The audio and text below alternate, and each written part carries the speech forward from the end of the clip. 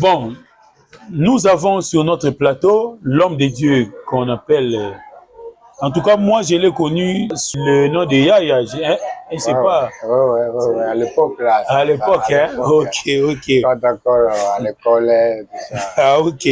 Voilà, donc il est là avec nous, il va nous parler d'un sujet très capital.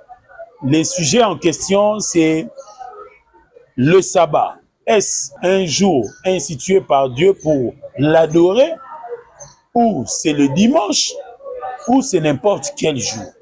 Alors, il va nous éclairer à ce sujet.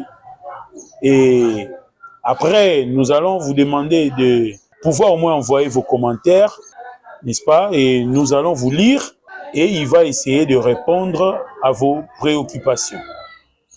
Alors voilà, sans plus tarder, je lui demande de se présenter lui-même, de nous dire il est qui, il fait quoi, et voilà un peu.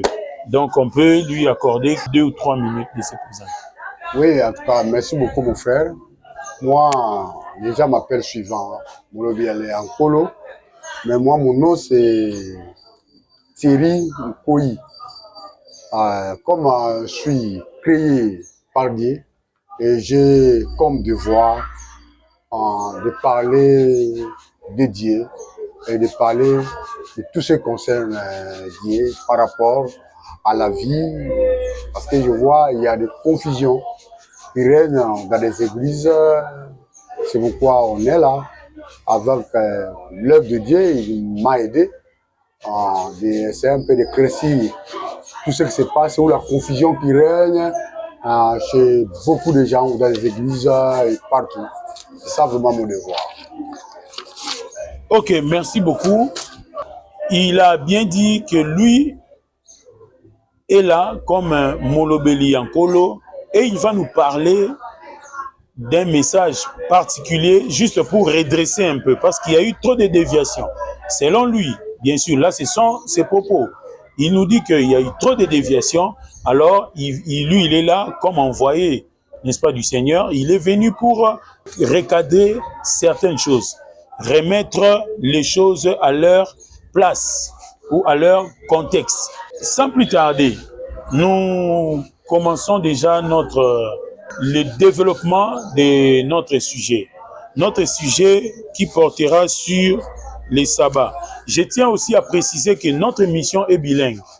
C'est-à-dire, on peut, hein papa, donc on peut parler en français, tout comme on peut aussi parler en lingala, et juste pour que nous puissions être bien captés par les autres qui nous suivent.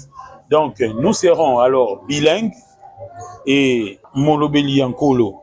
Selon vous, donnez-nous un peu l'historique du sabbat. Oui, l'historique du sabbat vient de Moïse. Parce que beaucoup de gens qui croient à Dieu, ils sont inspirés ou issus suivant le parole de Moïse.